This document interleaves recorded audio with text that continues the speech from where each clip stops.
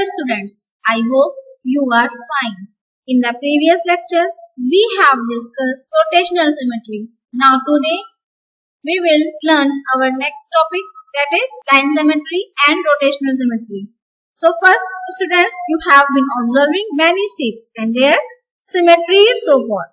By now, you would have understood that some shapes have only line symmetry, some have only rotational symmetry and some have both line symmetry and rotational symmetry.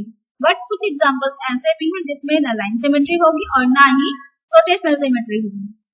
Okay, जैसे example में एक square ले लिया गया है, तो आप जानते हैं अगर आप स्क्वायर यहाँ पर देख रहे हैं, स्क्वायर में लाइन सिमेट्री है. अगर इसका पॉइंट हम यहाँ पर लिख दें, that is A B C D, तो कितनी लाइन ऑफ सिमेट्री यहाँ पर आपको दिख रही है? 4 लाइन ऑफ सिमेट्री. मैंने बताया था जो रेगुलर पॉलीगॉन होता है उसमें जितनी साइड होती है उतनी ही लाइन ऑफ सिमेट्री होती है. तो स्क्वायर में 4 साइड होती है और 4 साइड कैसी होती है? इक्वल होती है. ठीक है, तो उसमें कितनी लाइन ऑफ सिमेट्री होगी? 4 लाइन ऑफ सिमेट्री होगी. ठीक है, मतलब इसके थ्रू अगर आप इसको फोल्ड करोगे तो ये पार्ट एक दूसरे पर कॉन्साइड करेंगे. यहाँ पर तो ये बात हो गई लाइन सिमेट्री की. अब रोटेशनल सिमेट्री की बात करें, अगर मान लीजिए आप इसको रोटेट करते हैं तो फिगर स्क्वायर ही बनेगा. ठीक है, बट आपका पॉइंट जो यहाँ पर ए था, यहाँ बी था, तो यहाँ पर ए आ जाएगा. अगर आप इसको क्लॉकवाइज डायरेक्शन में करोगे, यहाँ पर बी, यहाँ पर सी, यहाँ पर डी, तो फिगर तो वही दिखेगा ना, और लाइन ऑफ सिमेट्री भी उतनी ही रहेंगी, ना कम होंगी ना ज्यादा होंगी. दैट मीन्स स्क्वायर में लाइन सिमेट्री भी होती है और रोटेशनल सिमेट्री भी होती है. समझ में आ गया? सर्कल, सर्कल आप ले लीजिए, तो सर्कल में भी लाइन सिमेट्री होती है और रोटेशनल सिमेट्री भी होती है. ठीक है, आगे देखते हैं. Some of the English alphabets have fascinating symmetrical structures. Alphabet कुछ होते हैं जिसमें सिमेट्रिकल स्ट्रक्चर होते हैं. ठीक है, Which capital letters have just one line of symmetry? कौन से ऐसे लेटर्स हैं जिसमें one line of symmetry होती है? जैसे यहाँ पर एक एग्जांपल दिया गया है ई का. ई के अलावा और भी कई एग्जांपल्स हैं जिसमें one line of symmetry होती है. ठीक है, Which capital letter have a rotational symmetry? ऐसा एग्जाम्पल आपको बताना है जिसमें रोटेशनल सिमेट्री होती है ऑफ ऑर्डर 2, मतलब पूरा 360 डिग्री उसको रोटेट करने पे, 1 पूरा रोटेशन करने पे वो 2 टाइम अपने पोजीशन पे आए. जैसे एग्जाम्पल में यहाँ पर आई दिया गया है, तो आई के अलावा और भी कई एग्जाम्पल होंगे कैपिटल लेटर में. तो हम लोग अब क्या करेंगे, एक टेबल में कुछ लेटर्स लिखे होंगे और उसको उसके अकॉर्डिंग फिल करेंगे. This is the table. देखिए अल्फाबेट लेटर्स आपको यहाँ पर दिए गए हैं फर्स्ट कॉलम में. सेकंड कॉलम में आपको लाइन सिमेट्री बतानी है. थर्ड कॉलम में आपको number of lines of symmetry बतानी है. ठीक है, फोर्थ कॉलम में आपको रोटेशनल सिमेट्री बतानी है और लास्ट कॉलम में आपको ऑर्डर ऑफ रोटेशनल सिमेट्री बतानी है. सबसे पहले देखते हैं जेड. जेड में क्या लाइन सिमेट्री है?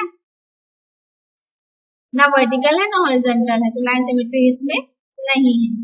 एस में लाइन सिमेट्री है? नो, एस में भी लाइन सिमेट्री नहीं है. एच में लाइन सिमेट्री है? यस है. देखिए यहाँ पर देखिए, अगर एच में लाइन सिमेट्री है तो नंबर ऑफ लाइन सिमेट्री कितनी होगी? यहाँ पर एक तो ये हो गई हॉरिजॉन्टल और एक वर्टिकल. कितनी लाइन ऑफ सिमेट्री हो गई? 2. और यहाँ पर लाइन ऑफ सिमेट्री है नहीं, तो इसलिए ये डैश रहेगा, क्योंकि number of line of symmetry यहाँ पर हम बात करें तो 0 लिख दें या फिर इसको ब्लैंक छोड़ दें. नेक्स्ट देखिए ओ. ओ में लाइन ऑफ सिमेट्री होती है? यस होती है. कितनी होगी? 2 होगी. 1 and 2. नेक्स्ट ई. ई में 1 लाइन ऑफ सिमेट्री होती है, तो यस एंड 1. एन में लाइन ऑफ सिमेट्री नहीं होती है, नो. ठीक है, सी में 1 लाइन ऑफ सिमेट्री होती है, यस 1. ठीक है, ये लाइन ऑफ सिमेट्री की बात हो गई. अब इन्हीं लेटर्स को हम देखते हैं कि इसमें रोटेशनल सिमेट्री है कि नहीं. पूरा 1 रिवोल्यूशन में अगर वो अपनी पोजीशन में जितने टाइम्स आता है तो वो उसका ऑर्डर होगा और वही उसकी रोटेशनल सिमेट्री होगी. तो देखिए जेड. जेड को अगर आप रोटेट करोगे, ये ए पॉइंट है, यहाँ बी पॉइंट है, अगर आप उसको उल्टा कर दोगे तो ये जेड ऐसे बन जाएगा और बी पॉइंट यहाँ पर आ जाएगा और ए पॉइंट यहाँ पर आ जाएगा. फिर से रोटेट करोगे तो फिर से यही पोजीशन आ जाएगी, मतलब भी रोटेट हो सकता है. रोटेशनल सिमेट्री है यस. कितनी बार रोटेट हुआ? 2 टाइम. ऑर्डर क्या होगा? 2. यही चीज एस में भी फॉलो करेगी, इसमें भी रोटेशनल सिमेट्री है यस. आप चाहिए तो उसको रोटेट करके देख लीजिएगा. एक लेटर एस लीजिएगा, उसको कट करके आप रोटेट करके देखिएगा, उसमें रोटेशनल सिमेट्री होगी. इसमें भी ऑर्डर 2 होगा. एच में रोटेशनल सिमेट्री है यस. एच में भी है, उल्टा कर दोगे तब भी एच लगेगा, फिर से सीधा करो फिर भी एच लगेगा, तो इसका मतलब यहाँ पर भी ऑर्डर कितना है 2। ओ में भी है, यस, ऑर्डर कितना होगा 2। ई में रोटेशनल सिमेट्री नहीं है, क्योंकि ई को अगर आप रोटेट करोगे तो ये लेटर ऐसे बन जाएगा, तो ये इसके जैसा तो नहीं दिख रहा है ना, फिर से पूरा रोटेट करोगे मतलब पूरा 1 रिवोल्यूशन में ही ये ऐसा दिखेगा, तो इसमें रोटेशनल सिमेट्री होगी नो। ठीक है, एन में है, यस, कितना ऑर्डर होगा 2, क्योंकि उल्टा कर दोगे तभी वो एन लगेगा। और सी में रोटेशनल सिमेट्री नहीं होगी, क्योंकि सी को अगर आप पूरा रोटेट करोगे तभी वो सी लगेगा। ठीक है, तो इसका मतलब यहाँ पर रोटेशनल सिमेट्री नहीं है। समझ में आ गया? बहुत ज्यादा अगर कंफ्यूजन आपको हो रही है तो कि कैसे यहाँ पर रोटेशनल सिमेट्री हम चेक करें, तो सिंपल सी बात है, आप अपना एक फिगर कट कर लीजिए और उसको रोटेट करके देखिए कि पूरा 1 रिवोल्यूशन घुमाने पर वो कितनी बार अपने ही जैसा दिख रहा है। ठीक है, वही उसका ऑर्डर हो जाएगा। आगे देखते हैं examples. Example number 1 is after rotating by 60 degree about a center, a figure looks exactly the same as its original position. एक कोई फिगर है जिसको हम रोटेट करा रहे हैं 60 डिग्री पे सेंटर के थ्रू, तो वो वैसा ही दिख रहा है जैसा पहले था, अपने ओरिजिनल फिगर के जैसा ही दिख रहा है। तो इसके बाद आपको बताना at what other angles will this happen for the figures, और किन किन एंगल्स पे हमको ओरिजिनल पोजीशन के जैसा ही फिगर दिखेगा। तो पहला तो 60 पे दिख रहा है, पूरा 1 रिवोल्यूशन कितने पे होगा 360 पे। ठीक है, तो 60 का मल्टीपल जो होगा वही हो जाएगा। सॉल्यूशन में क्या क्या हो जाएगा, एक तो 60 डिग्री पे दिख ही रहा है, उसके बाद कितने पे दिखेगा 120 पे, देन 180 पे, then 240, then 300 and then 360 degree. देखिए बीच का डिफरेंस जो है वो 60 डिग्री है ना। ठीक है, इसका मतलब क्या हुआ, इन एंगल्स पे जो फिगर है वो अपने ओरिजिनल पोजीशन के जैसा ही दिखेगा। समझ में आ गया?